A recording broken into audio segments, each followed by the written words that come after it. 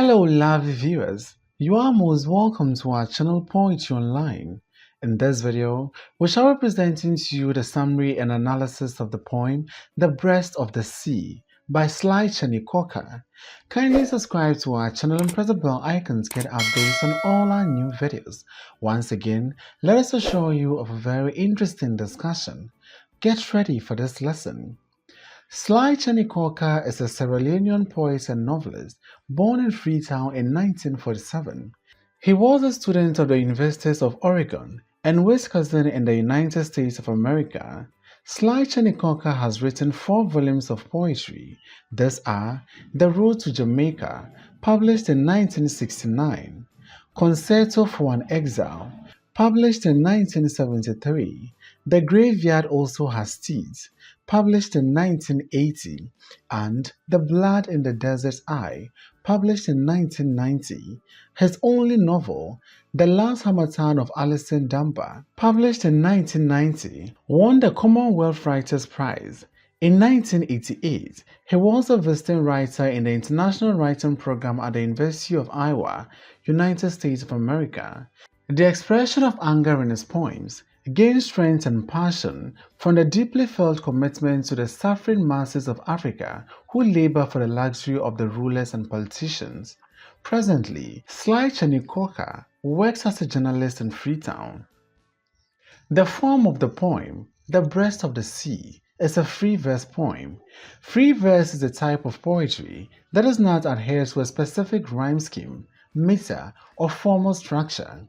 In this poem, the poet chooses to allow the content and images to drive the flow of the poem rather than being confined by traditional poetic structures. The Breast of the Sea is a 20-line poem of 3 stanzas. The first stanza has 4 lines, and the second and third stanzas have 8 lines each. The poet frequently uses enjambment in the poem, which is a continuation of a sentence or thought beyond the end of a line or stanza. This creates a sense of flow and movement within the poem, reinforcing the theme of continuity and unfolding history. Enjambment also contributes to the fluidity of the poem, much like the sea that the speaker describes throughout the work. The poem's tone fluctuates between despair, anger, and sorrow, with occasional moments of hope. The poet's use of free verse allows the tone to shift fluidly as it moves from historical reflection to contemporary issues. The rhythm of the poem is not fixed, which gives the poem a sense of urgency and restlessness. Let's now take our first reading of the poem. After a bloody century, the sea will ground under its weight, somewhere between breast and anus, filled with toxins.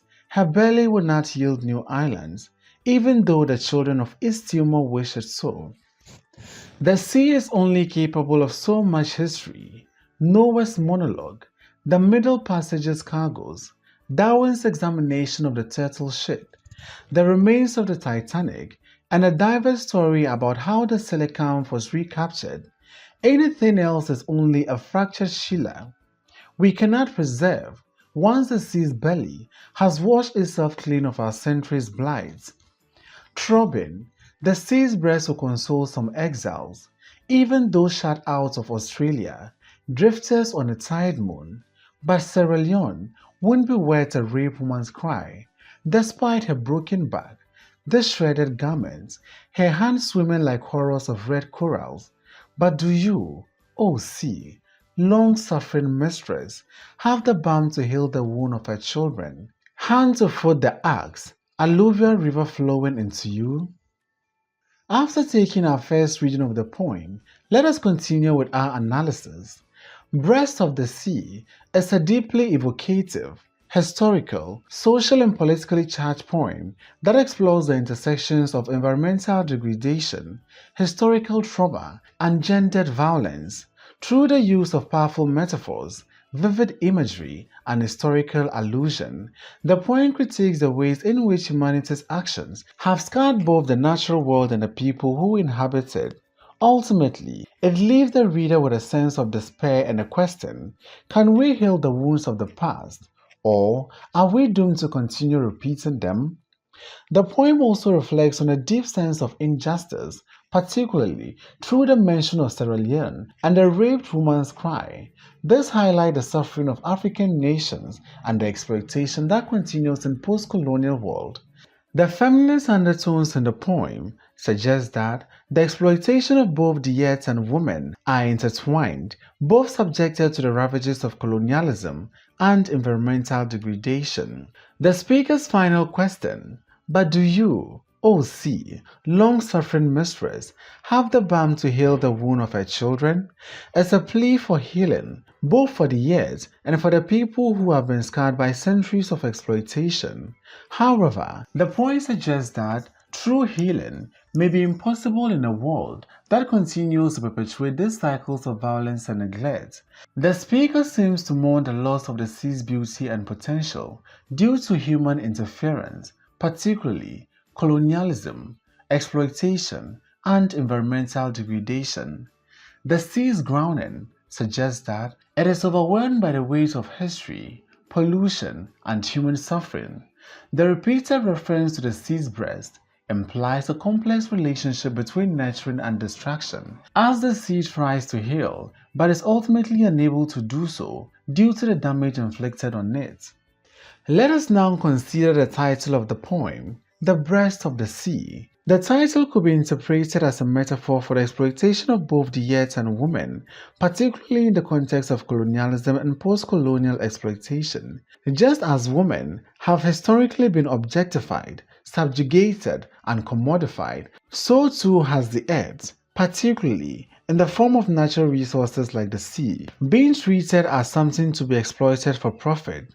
The breast of the sea could symbolize both the fertility of the land and the ways in which it has been drained, used, and abused by colonial and post-colonial powers, leaving behind environmental devastation and human suffering. The sea in this poem carries the weight of history. Thus, Noah's monologue, the middle passage's cargoes, and Darwin's examination of the turtle ship, suggesting that the sea has witnessed the horrors of human violence and exploitation. By calling it the breast of the sea, the title implies that the sea has absorbed these historical traumas, much like a mother will absorb the pain of her children. The sea, with its grounding and inability to yield new islands, becomes a symbol of exhaustion of the earth under the weight of human actions. The title also carries a sense of irony. Breasts are often associated with nourishment, love, and care. Yet here, the sea's breasts are filled with toxins and grounds under their weight. The sea as a maternal figure is rendered unable to care for the children of the earth, thus humanity, because it has been heavily polluted. The title, in its irony, reflects the poem's larger theme of unfulfilled potential and broken promises, particularly in the context of environmental and social justice. Let us now take a detailed analysis of the lines contained in the poem, beginning with the first line of the poem. After our bloody century, the sea will drown. The phrase, our bloody century, refers to the 20th century, a period marked by horrific wars, violence, turmoil, suffering, and social upheaval. It alludes to the two world wars, colonial conflict, and the various revolutions and civil wars that have scarred the globe. It suggests a century marked by wars, conflict, colonialism, oppression, and bloodshed. The ground of the sea suggests the exhaustion and suffering of the earth as a result of human exploitation, violence, and environmental destruction. The sea grounding suggests it is in pain, overwhelmed by the weight of human actions and historical events. The ground can also be seen as an expression of the sea's suffering, as it bears the burden of pollution, exploitation, and the toxins that have been dumped into it. In this context, the sea is personified, taking on human qualities, and the ground is a way of illustrating its distress. This line critiques the human cause of modernity, colonization, and industrialization. It suggests that environmental consequences of these historic events, pollution, exploitation of resources, are now being borne by the earth itself, symbolized by the sea. The sea, once a source of life and vitality, is now grounded under the weight of human exploitation and neglect. It's as if the sea is voicing its inability to sustain life in the same way it once could. The ground of the sea could also symbolize the weight of history, particularly the traumatic event that the sea has witnessed, such as the transatlantic slave trade, colonial exploitation, and welfare. The sea in this interpretation grounds as it carries the painful legacy of these events. The ground signifies the burden of these historical atrocities, which continues to affect marginalized people and the environment. Under its weight, somewhere between breast and anus. The reference to breast and anus is a vivid and somewhat uncomfortable image that suggests the body as both a source of life and a site of waste. This could be a metaphor for the way the earth has been used and abused, thus, its natural resources exploited for human gains. The breast as nurturing symbol, while also polluted and discarded. The anus as a symbol of waste and degradation. This line hints on the duality of the sea's role in the modern world, thus nurturing, yet ravaged by human activity. The image also alludes to the exploitation of the earth's resources, a metaphor for the unequal relationship between colonial powers and the lands they subjugated. The weight of the sea could be referred to the environmental toll caused by industrialization, mining, and deforestation. The weight here implies the sea is burdened by something heavy. The environmental, social, historical, and political weight the sea is carrying is commented on in this line. The weight also symbolizes the historical burden that the sea has carried, particularly in relation to colonialism, the slave trade, and the suffering of marginalized people. The sea has witnessed and been complicit of these historical events, such as the Middle Passage, thus, the transatlantic slave trade. Filled with toxins, her belly would now yield new islands. The toxins refers to the pollution and environmental damage caused by industrialization, corporate greed, and global capitalism. The image of the sea's belly, unable to yield new islands, suggests that the natural world, once capable of producing new life and resources, is now rendered sterile and unproductive due to human negligence. The phrase, filled with toxins, suggests that the sea is polluted and contaminated by human activity. Toxins typically refers to harmful substances that poison the environment, such as chemicals, waste, plastic, and oil. In this context, Sly Cheney is commenting on how the human neglect and exploitation of natural resources have poisoned the sea, turning it from a life-giving and nurturing force into a victim of industrial and ecological abuse. The toxins might refer to the physical pollutants like oil spills, plastic waste, and industrial runoff, but they can also symbolize the moral and spiritual pollution that come with human greed, exploitation, and disregard for nature.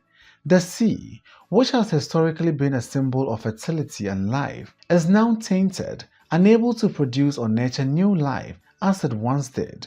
The reference to new islands could also be a subtle critique of colonialism and the idea of discovery and expansion. During the colonial era, European powers discovered new lands and exploited their resources. Here, the idea of new lands represents a lost opportunity for growth and regeneration due to the environmental damage inflicted on the world.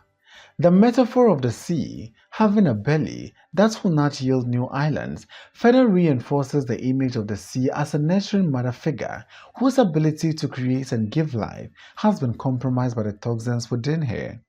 The belly here symbolizes the sea's capacity for regeneration, creativity, and nourishment. The sea, like a mother, has the ability to give birth to new life, symbolized by new islands. Islands can be seen as a form of creation, as they rise out of the sea through natural processes like volcanic eruption or the slow accumulation of coral reefs. However, because the sea is now filled with toxins, it is no longer capable of yielding new life. The idea of new islands is symbolic of regeneration and renewal, But the toxic state of the sea has made such renewal impossible. This could also represent how the ecological abuse of the earth and the ocean has made it impossible for nature to regenerate itself in the way it once did, or in ways it once could.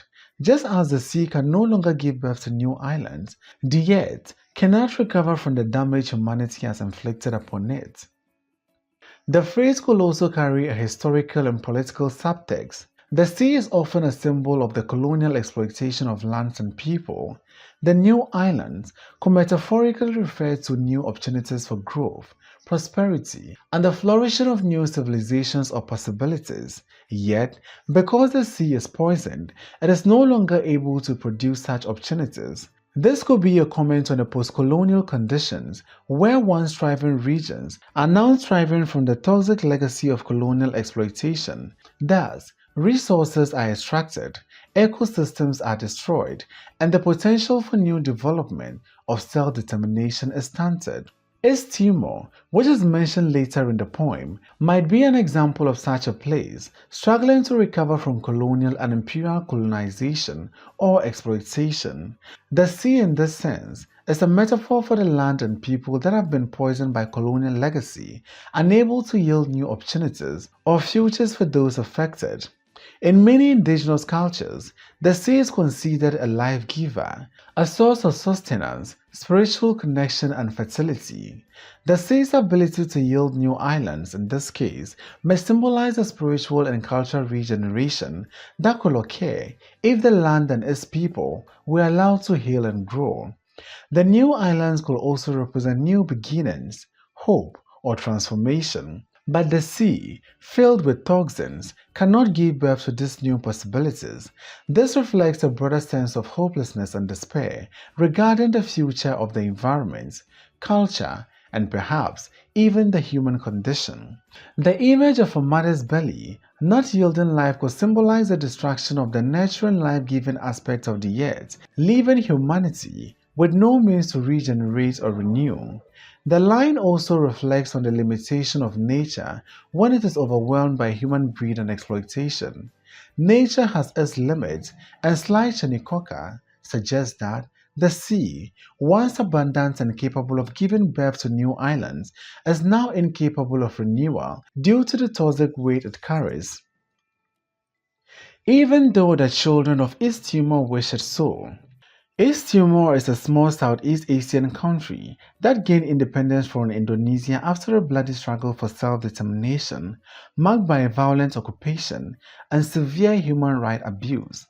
The children of East Timor here symbolize the oppressed people who have suffered under colonial and imperial rule, yearning for freedom and a better future. The reference to East Timor draws attention to the global struggle for independence and sovereignty, especially in the face of colonial exploitation. The mention of children of East Timor could be seen as a metaphor for the younger generation who are burdened by the trauma of past conflicts but are also the bearers of the hope for the future.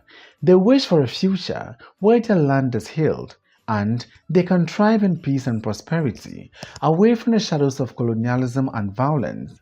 The line suggests that, despite the wishes of the oppressed people, like those in East Timor, the earth is unable to regenerate or heal due to the damage done by colonization, industrialization, and the greed of powerful nations. The mention of East Timor emphasizes the idea that the earth's suffering mirrors the struggles of the colonized or oppressed. The sea, which is described as groaning under its weight and filled with toxin, is a central metaphor in the poem. It represents the natural world that has been tainted by human exploitation, war, and environmental degradation. The children of East Timor, wishing for new islands, could be seen as a metaphor for the longing of the East Timorese people for renewal, rebirth, and independence. Much like the sea's ability to generate new islands through natural process, the idea of new islands could symbolize the possibility of new beginnings, a new chapter for East Timor, or the hope for a better future. But the sea, now filled with toxin, is unable to provide these new possibilities or new opportunities or transformations. This reflects the reality that, despite the wishes of the East Timorese people, the land is still burdened by the toxic legacy of colonization or colonialism, occupation, and exploitation. The phrase also draws attention to the post-colonial conditions of many nations, particularly those who were colonized by European powers and then subjugated to further exploitation and violence. East Timor's colonial and post-colonial struggles makes it a symbol for other nations that have endured similar fates, where the desire for freedom and a fresh start is often thwarted by ongoing challenges, including tribalism, racism, and the legacies of imperialism. The children of East Timor embody a generation that is caught between the devastation of the past and the hope for a better future. Their wishing for new islands is symbolic of their desire to rebuild their nation, to recover from the historical trauma, and to create a new identity and future for themselves, free from the oppression and exploitation of their colonial past. While East Timor is specifically mentioned, Sly Cheney uses this image to resonate on a broader level, symbolizing the universal desire for healing and regeneration in nations that have been scarred by violence, colonization, and exploitation. Children of East Timor represents all people who have endured suffering and are struggling to rebuild their societies, cultures, and economies in the aftermath of colonialism and conflict. The phrase, wish it so, also suggests certain powerlessness. The wish for change, no matter how strong or heartfelt, is not enough to bring about the desired transformation. This aligns with the poem's broader theme of ecological and political degradation, where hope and desire for a better future are often thwarted by the harsh realities of human greed, environmental destruction, and historical injustice. On a global scale, the children of East Timor could also be seen as a representation of marginalized and oppressed people worldwide who are fighting for justice, freedom, and dignity.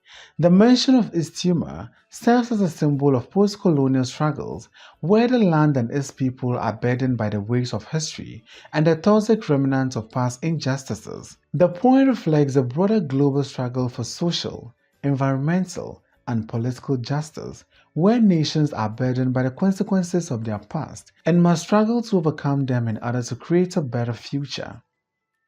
The sea is only capable of so much history. On a literal level, the line suggests that the sea, as vast and enduring as it is, has this ability in terms of preserving or holding the weight of human history. The sea is constantly changing, subjected to tides, currents, and storms. It may hold remnants of history, such as shipwrecks, drowned bodies, or artifacts, but even these remnants are subject to the forces of time, erosion, and decay. The sea is only capable of so much history implies that the sea can only contain a fraction of the vast human history that has unfolded over millennia. While the sea has witnessed countless events, shipwrecks, migrations, wars, and the rise and falls of empires, it cannot retain the full scope of human suffering, triumph, and tragedies. The historical record is too vast, and some aspects of history are lost forever in the depths of time. The sea, being just one metaphorical repository of history's remnants. The sea in the poem is not just a physical entity, but also a metaphor for collective memory and history. Just as the sea can hold only so much, human memory and historical consciousness also have limits. The sea, like human memory, can only hold fragments of the past, and these fragments are often incomplete, distorted, or lost entirely. History and memory are selective, and not all experiences or events are preserved. For example, some histories are deliberately forgotten or erased, while others fade with time. The sea in this context is a symbol of the way history is fragmented and sometimes buried. What it can hold are the remnants of the past events that have been drowned, submerged, or forgotten by society, much like lost memories of individuals and communities. This line also reflects the limitations of nature. in this case, the sea, and bearing the weight of human suffering and atrocities. The sea, though vast, cannot bear the full weight of all the suffering, injustice, and violence inflicted by humanity on itself. The sea may serve as a repository of some of these events, such as the Middle Passage, the transatlantic slave trade, but it cannot carry all the pain, memories, and trauma of history. The line, only capable of so much history, suggests that nature, while a powerful force, is not enough to contain the immensity of human history. The suffering that the sea metaphorically holds is limited by time and the forces of nature, and there are parts of history that cannot be contained or reconciled by natural forces alone. The sea as a metaphor for the collective memory can only hold so much before it becomes overwhelmed, and certain aspects of the history are lost, ignored, or forgotten. The sea has been a witness to many pivotal events in human history, including the Middle Passage, where millions of African slaves were forcibly transported across the Atlantic, the sinking of ships like the Titanic, which remains an iconic symbol of human tragedy, the discovery of ancient shipwrecks, or artifacts beneath the sea, which serves as a reminder of past civilization. By stating that the sea is only capable of so much history, the poet is acknowledging the sea's role in holding historical remnants, but also its limitation in fully preserving or bearing the weight of all that humanity has endured. The sea, while a witness to history, cannot contain it all, and certain aspects of history remain buried, lost, or forgotten. Noah's monologue, the Middle Passage's cargoes. Noah's monologue. This alludes to the biblical story of Noah's Ark. The reference to Noah's monologue calls upon the well-known biblical story of Noah and the great flood from the book of Genesis. In the story, Noah is chosen by God to build an ark to save himself, his family, and pairs of animals from a flood that would destroy the world. The idea of Noah's monologue may refer to Noah's reflections, prayers, or proclamations as he prepares for the flood, or as he witnesses the devastation around him. The Middle Passage refers to the atrocious journey endured by enslaved Africans who were forcibly transported across the Atlantic Ocean to the Americans during the transatlantic slave trade, roughly from the 16th to 19th century. The term Middle Passage specifically refers to the second leg of the triangular trade, where enslaved people were transported from Africa to America. The word cargoes refers to the human beings who were transported as mere cargo, packed into tightly confined spaces below the deck of slave ships, often under inhumane and brutal conditions. These enslaved individuals were treated as commodities, not as humans, and the journey was marked by suffering, disease, and death. Many did not survive the journey, and those who did were subjected to a lifetime of forced labor in the Americas. The reference to the Middle Passage evokes a legacy of slavery and colonialism, suggesting that the sea has carried with it not only the physical weight of human suffering, but also the psychological scars of oppression. The sea in this context becomes a symbol of both salvation and destruction. The Middle Passage's cargoes represents one of the darkest chapters in human history, the dehumanization and suffering of African slaves during their transportation to the Americas. It evokes the trauma of that period, the pain of separation from homeland, the brutalities of enslavement. The cargo symbolizes the loss of identity, family, and dignity, as well as the lasting scars of slavery that continue to affect descendants of enslaved people. The Middle Passage is often a symbol of collective memory for African diasporic communities, representing not just the physical journey, but also the psychological, emotional, and cultural impact of slave trade. Sly Cheney's mention of the cargoes call attention to the ongoing legacy of colonialism, racism, and the struggles faced by people of African descent, and it challenges the reader to remember the past while confronting its ongoing repercussions.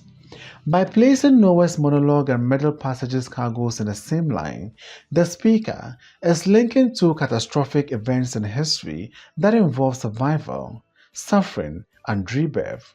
Noah's monologue is about survival after destruction and the hope for renewal in the aftermath of a disaster.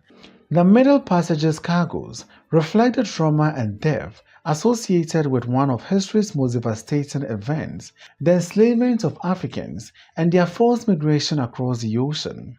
The juxtaposition of these two events in the poem highlights the contrast between hope and despair, survival and suffering, and rebirth and dehumanization. It suggests that, even in the midst of history's greatest atrocities, there may still be the possibility of recovery and change, but it also underscores the immeasurable cost of these historical events. Darwin's examination of the turtle shit. The line, Darwin's examination of the turtle shit, in Cheney poem, The Breast of the Sea, is a reference to Charles Darwin, the famous 19th century naturalist and scientist known for his theory of evolution and the concept of natural selection. Darwin is best known for his groundbreaking work on the origin of species, published in 1859, in which he introduced the theory of evolution by natural selection. This theory proposed that species evolved over time through a process in which traits that are beneficial for survival become more common in successive generations. The specific reference to the turtle shit is more obscure, but can be interpreted in the context of Darwin's own studies of various species, including turtles. Darwin famously visited the Galapagos Islands in 1835, where he studied the unique wildlife, including the famous Galapagos tortoise. This tortoise helped him to develop his idea about evolution and natural selection. The reference to the turtle shit could be seen as a humorous or irrelevant allusion to the mundane everyday aspects of life that scientists like Darwin had to observe in order to understand the larger, more complex system of nature. In this case, the turtle shit is a metaphor for small, often overlooked, and seemingly insignificant detail that can still provide crucial insight into the workings of nature and evolution. It suggests the idea that even the most mundane or trivial aspect of the natural world can be connected to the broader universal principle of life and survival. The reference to Charles Darwin's examination of the turtle waste product may be a way of highlighting the connection between the most basic material aspects of life, such as excrement, and the larger, more profound process of evolution and survival. The inclusion of such a seemingly trivial detail contrasts with the grand cosmic theme of the poem, suggesting that life's most basic element, even something as unremarkable as turtle excrement, can be part of the larger story of human history, survival, and change. This could be a commentary on how small, seemingly insignificant actions can have larger consequences over time, much like how small evolutionary changes accumulate to form new species. The reference to Darwin's examination of the turtle's waste could also reflect the limitation of human understanding when it comes to the natural world. Despite all of Darwin's observations and theories, nature remains a vast and mysterious force, full of complexities and intricacies that are impossible to fully grasp. The turtle's excrement, something inherently lowly and unremarkable, could be a metaphor for the humbling nature of scientific inquiry and the boundaries of human knowledge. It suggests that, no matter how much we study, there are still elements of the world that elude our understanding. The reference to Darwin's work, which sought to understand the vast complexities of life, parallels the poem's exploration of the weight of history and how human actions, whether they be great or small, are part of the larger narrative. The reference to the turtle's excrement may be a way of highlighting how every part of history, even the seemingly insignificant or unglorious aspects, contribute to the whole. This could reflect the poem's broader meditation on human legacy, survival, and the ongoing impact of our actions on the world around us.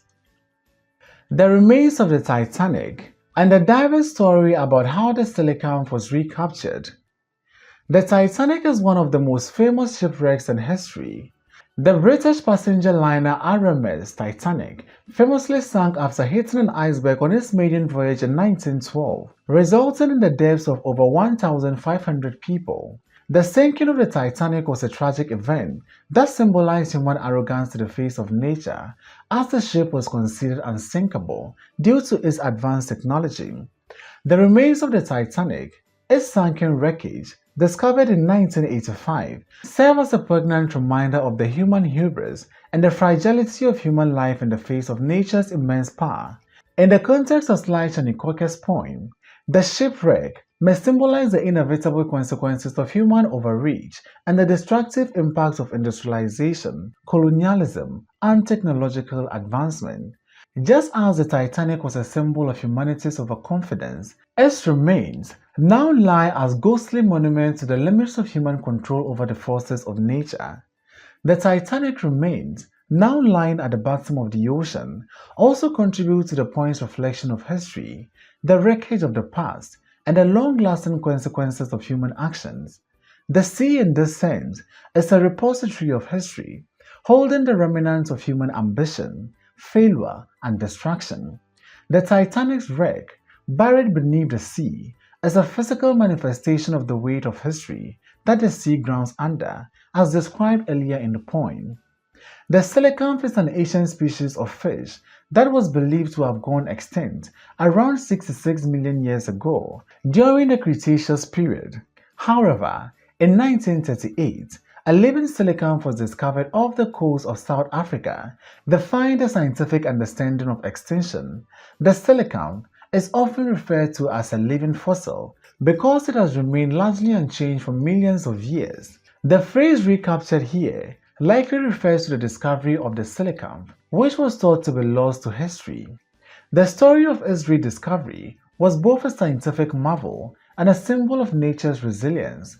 Despite thought extinct, the coelacanth proved that life in its many forms can persist in unexpected ways, even in the most remote parts of the earth. The coelacanth's rediscovery after being thought extinct for millions of years represents the unpredictable continuity of life, despite the ravages of time and human impact. It can symbolize the survival of the past within the present, much like the Titanic remains speak to the survival of humanity's history under the sea. The coelacanth's survival also speaks to the idea that not everything is lost, even after long periods of seeming disappearance or neglect. There's a sense of resilience here, as the coelacanth, like the sea itself, holds onto the secrets of the deep and refuses to be erased by time. Both the coelacanth and the Titanic are linked to the theme of history, particularly the persistence of the past within the present. The Titanic's wreck symbolizes the tragic legacy of human pride and failure, while the coelacanth's rediscovery symbolizes the unexpected survival of what was thought lost. Both examples speak to the idea that history is never truly gone. It lingers in the present, whether in the form of the wreckage, as in the Titanic, or the surprising persistence of life, as in the coelacanth. The sea in the poem serves as a metaphor for the past, a place where the remnants of history, both human and natural, are buried and preserved. The sea ground under its weight, holding the wreckage of human ambition, that is, the Titanic, and the resilience of nature, the coelacanth. The sea is where history, both tragic and hopeful, is stored, and it carries the burdens of both human folly and the endurance of life. Anything else is only a fractured Sheila we cannot preserve, once the sea's belly has washed itself clean of our centuries' blight. A Sheila is a pincer or claw of a crustacean, such as a crab or lobster. The fractured Sheila suggests something that is broken or damaged. It is an image of something once functional and whole, now rendered incomplete or ruined. The fractured Sheila can symbolize the broken remnants of the past, or the damaged legacy of human actions. It might represent shattered ideals, broken promises, or the consequences of human actions that have left a mark on nature and history. Just as a craft Sheila is meant for grasping, a fractured one can no longer fulfill its purpose, symbolizing a loss of power or utility. It suggests that the ability to preserve or correct the damage is beyond reach. Anything else? This phrase implies that after considering the Titanic, the coelacanth, and other historical remnants, everything else left behind by humanity, the broken pieces, the damage, the consequences, is insignificant in comparison. It may refer to our inability to mend the damage we have done to the world, or the futility of preservation when the damage is so extensive. We cannot preserve. The phrase, we cannot preserve, reinforces the theme of impermanence and the inability of humans to reverse the damage they have inflicted upon the world. In the context of the poem, preservation could be a metaphor for the effort to undo or heal the consequences of human folly, such as pollution, exploitation of nature, and historical trauma. This sentiment also speaks to the loss of innocence, or the irreparable harm that has been done, and the impossibility of returning to the pristine state or a harmonious balance with nature. It's as though the world, like the sea, has been tainted beyond repair, and what is left can't be saved or restored. The image of the sea's belly evokes the idea of a vast encompassing space, a container of history, nature, and humanity's actions. The sea is often used as a metaphor for nature's power, the collective unconscious, or the depths of history. Wash itself clean. This suggests that the sea, or nature itself, has undergone a purification process. The sea as a symbol of nature or the earth may be attempting to cleanse itself from the blight or the damage humanity has caused on it. It evokes the idea of nature's cyclical regeneration, where time eventually erases or diminishes the consequences of human actions, but often only after great destruction has occurred. The cleansing could be a metaphor for the death or decay, where all traces of human interference are washed away, leaving behind a clean slate, but at great cost. As centuries blight, the blight refers to the destructive impacts of the 20th century, particularly the environmental, social, and political degradation caused by industrialization, colonialism, and modern conflicts. It suggests that the century has been marked by exploitation, violence, and ecological harm. The use of the word blight suggests something that has infected or poisoned the earth, whether it be through pollution or the destruction of natural systems. The phrase implies that the sea, representing nature, is attempting to rid itself of the legacy of the century's destructive acts. The cleansing process, however, is not one of healing or restoration. It is more like a final purging that comes at the cost of everything that has been lost. Thus, the damage is irreversible, and the sea is left to carry the weight of this trauma. Throbbing. The sea's breast will console some exiles. Throbbing is a word that conveys a rhythmic pulsating movement, often associated with life, vitality, and energy. It suggests a physical, almost human-like quality to the sea, as if it has a heartbeat, a pulse that reflects the life force or the struggle of the world. In the context of the poem, throbbing could also symbolize the sea's emotional weight, the pain of history, or the ongoing suffering of those displaced by war, colonialism, or other forces. The idea that the sea throbs implies a deep ongoing resonance, an emotional undercurrent that cannot be easily ignored. The sea's breast is a potent metaphor. Breast, typically a symbol of nurturing, life-giving, and feminine power, are here attributed to the sea. This imagery imbues the sea with a maternal comforting aspect, thus a source of sustenance and care. The sea's breasts are described as throbbing, further indicating that the sea is not merely a passive entity, but an active force, perhaps even a witness of the pain and loss of the exiles. Exiles are people who have been forced to leave their homeland, often due to war, political unrest, displacement, or colonialism. These individuals are outcasts, wanderers, and refugees seeking solace or a sense of belonging elsewhere. The sea in this context acts as a source of comfort for these exiles. Its throbbing breast, symbolizing maternal care and nourishment, may offer the exiles some semblance of peace, comfort, or reassurance as they face the trauma of being uprooted from their homes. Consolation does not imply that the sea can solve their problems, but rather that it provides a form of emotional balm for the exiles, offering them a brief respite or a connection to something larger than their suffering.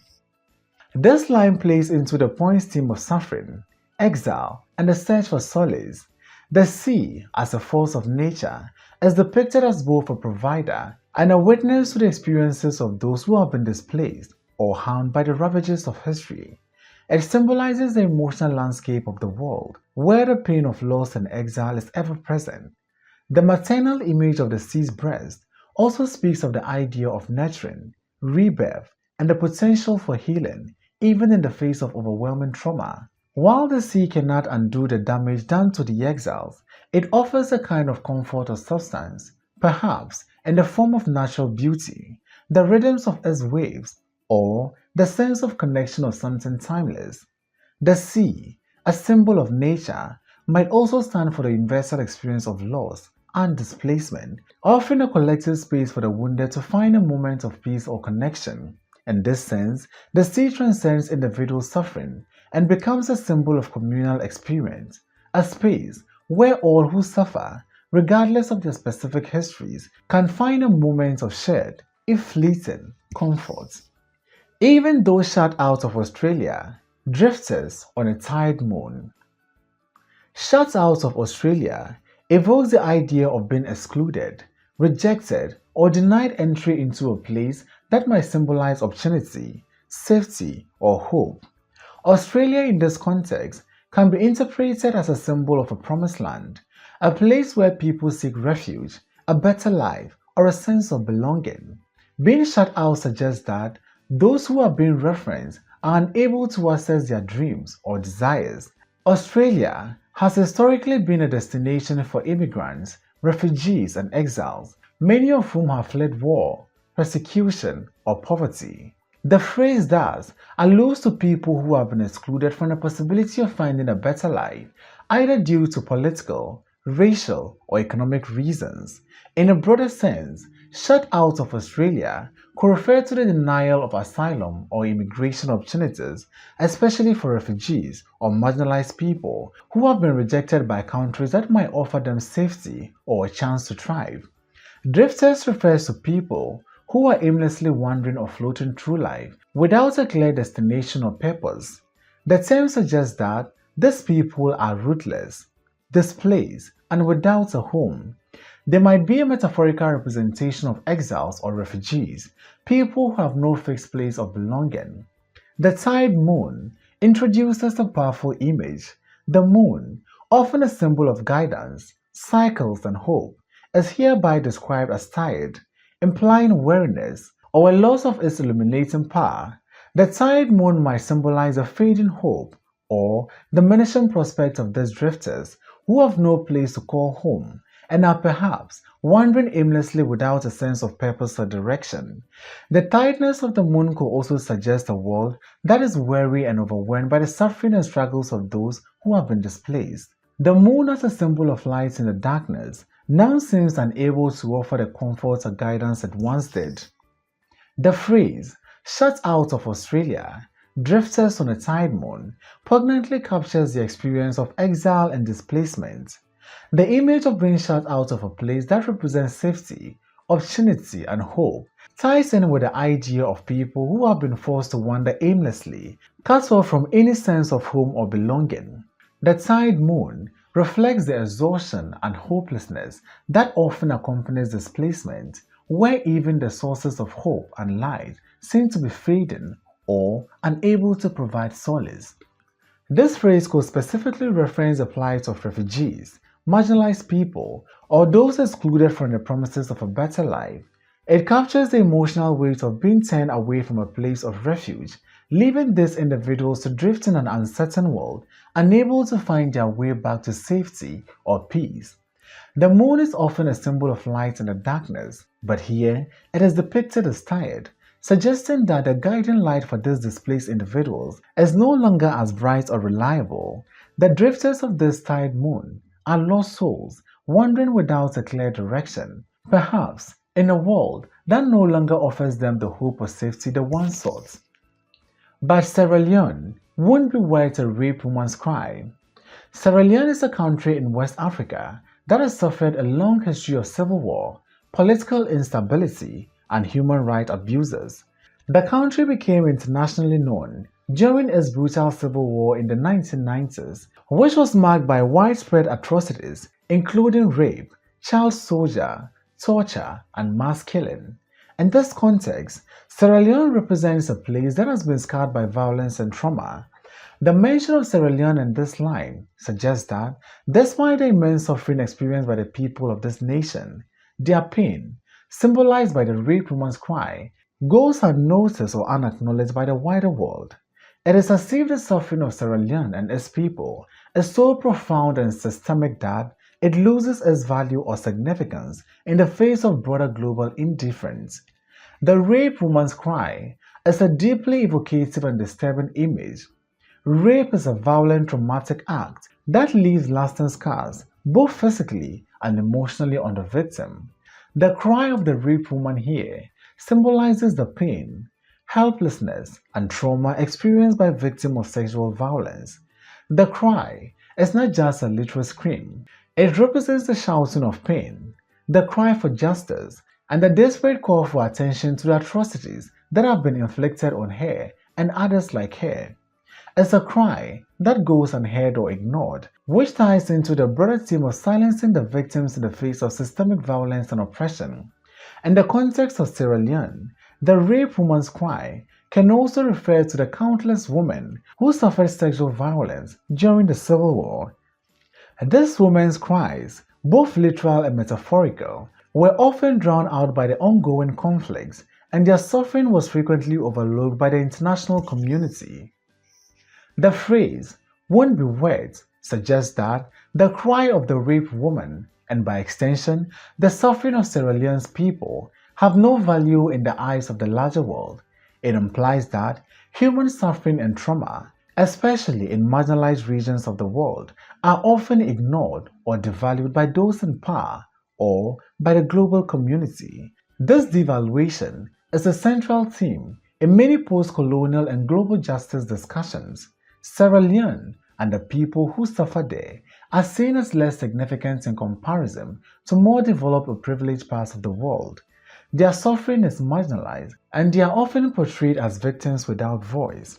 Historically, Sierra Leone has been a site of severe violence, including during the Civil War from 1991 to 2002. This conflict saw widespread use of sexual violence as a weapon, with thousands of women and girls being subjugated to rape and sexual slavery. The raped woman's cry could be an allusion to the specific history of violence, but also a broader commentary on the global disregard for African suffering. The phrase may also be a critique for post-colonial Africa, where ethnic conflict, tribalism, political instability continue to ravage many countries. The cry of victims, particularly women, is often drowned out by the noise of politics, exploitation, and external intervention that rarely addresses the root causes of the suffering. Despite a broken back, this shredded garment. The broken back symbolizes immense physical pain and suffering. It can be understood as a metaphor for exhaustion or the burden of a life marked by hardship, oppression, or relentless labor. A broken back often connotes the idea of being overburdened, crushed by responsibility, or subjected to unbearable conditions. It can also be read as a representation of the struggles faced by many in post-colonial societies, especially marginalized women who carry the weight of historical injustices, economic exploitation, and gender-based violence.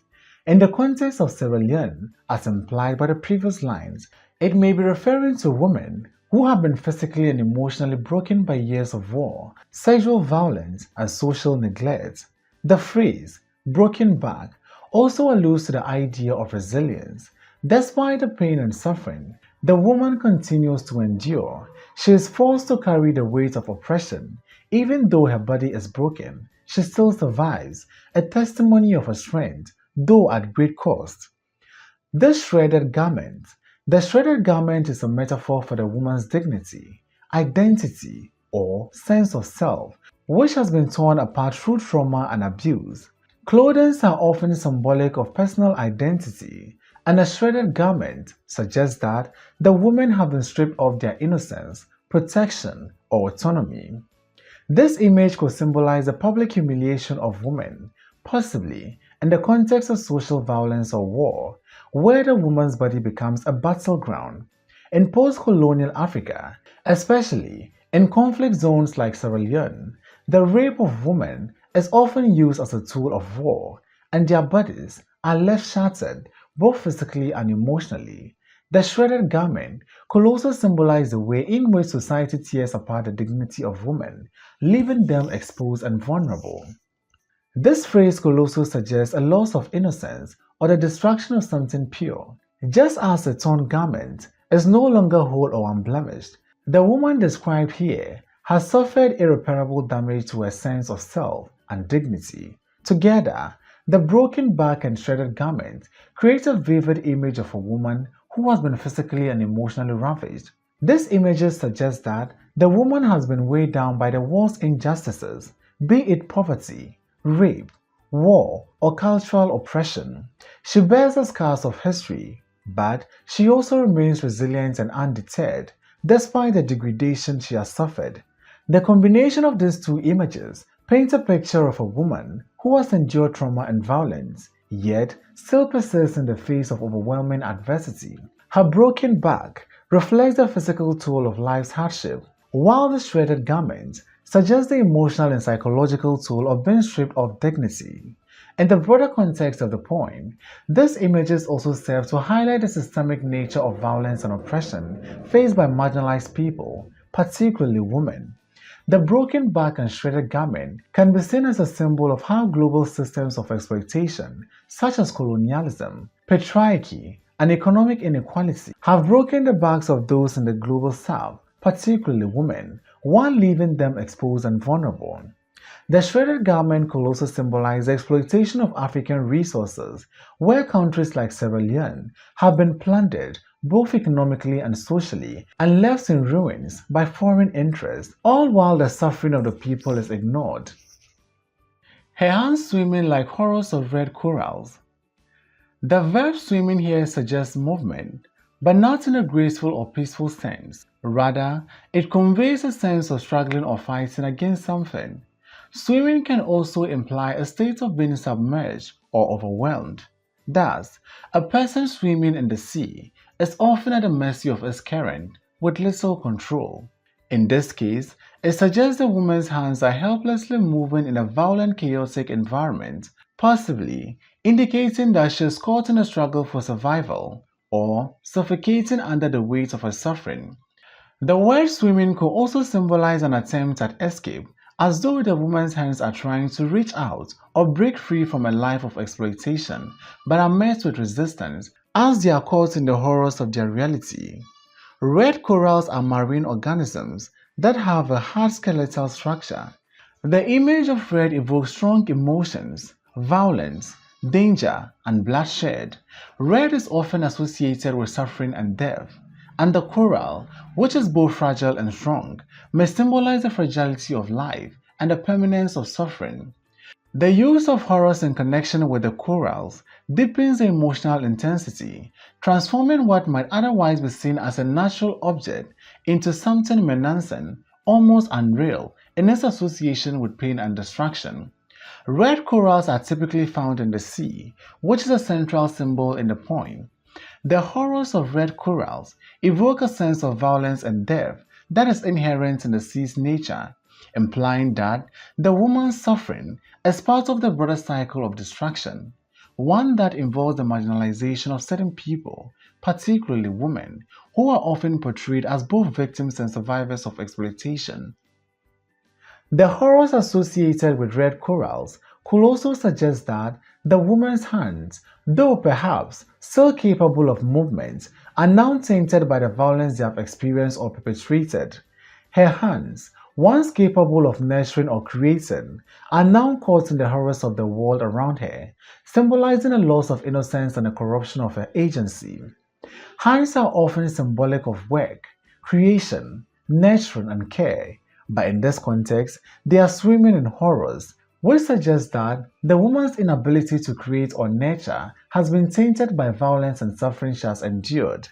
The hands could also represent the labor of women, particularly in post-colonial contexts where women's labor is often exploited, both physically and emotionally.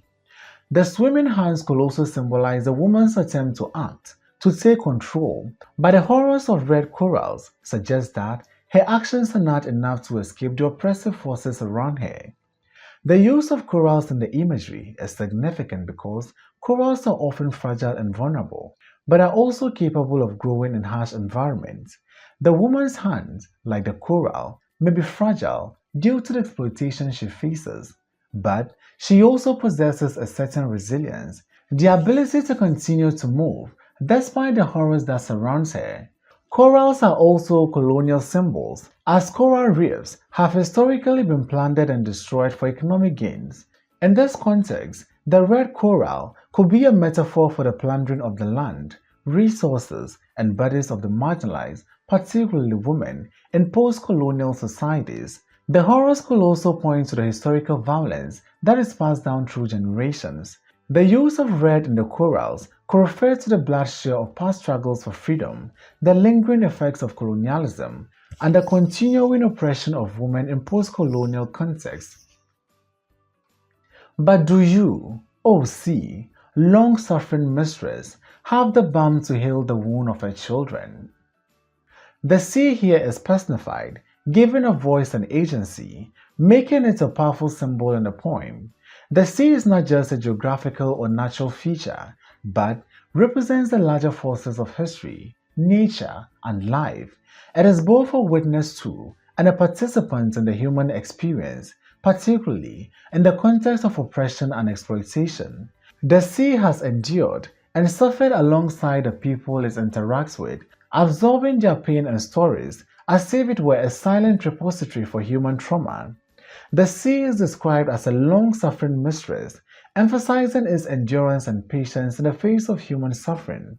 The adjective, long-suffering, connotes the sea's ability to withstand and carry the weight of human history, particularly violence, exploitation, and the suffering that have occurred over time. It is worth noting that the sea is not a passive observer. It is complicit in the endurance of suffering, as it has long been the witness to human cruelty, such as the Middle Passage, colonial exploitation, and wars. The term mistress further personifies the sea, implying that it holds a relationship with humanity, one that is both nurturing and demanding, filled with conflict and sacrifice. The sea has provided sustenance, shelter, and even escape for humans. But it also has the power to destroy and overwhelm. The sea is thus depicted as both a nurturing and punishing force, one that has long endured the consequences of human actions. The lexical item or word balm refers to the soothing substance used to heal wounds. In this context, it is a metaphor for healing, restoration, and relief. The sea is asked if it has the power or the capacity to heal the wounds of its children, those who have suffered as a result of historical and ongoing injustices. The question is rhetorical, filled with doubt and longing. The sea, despite its long suffering, may not have the balm to heal the deep-rooted wounds caused by colonialism, tribalism, racism, and gender-based violence.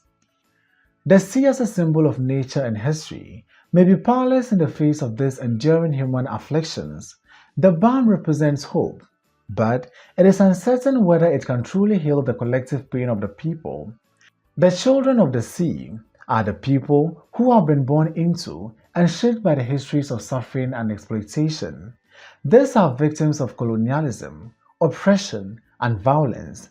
The marginalized communities, particularly women and people of color, whose lives have been shaped by centuries of struggle.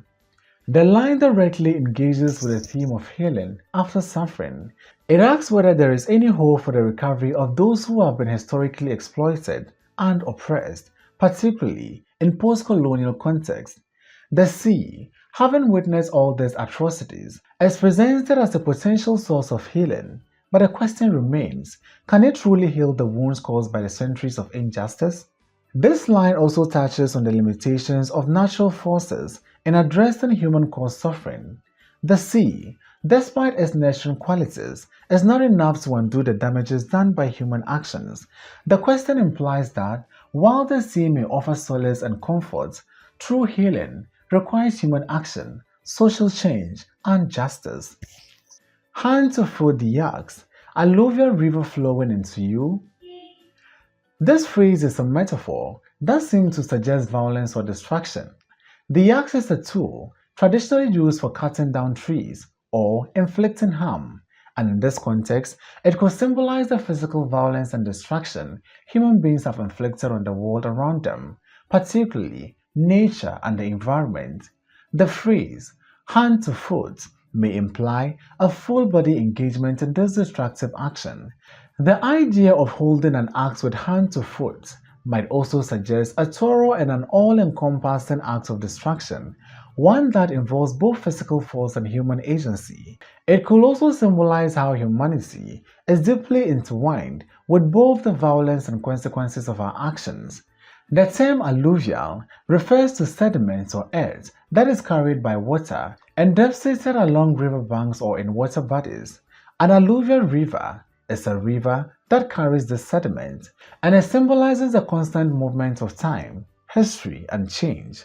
In the context of the poem, it represents the flow of history, particularly the cumulative weight of human actions such as colonialism, exploitation, and environmental degradation that are being carried into the sea.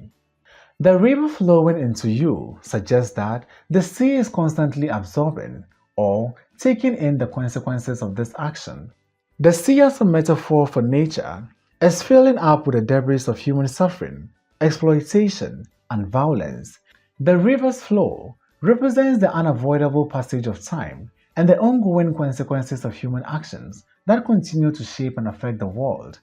The alluvial river may also symbolize the accumulation of history, thus, the sediments or debris of past events that continue to influence the present.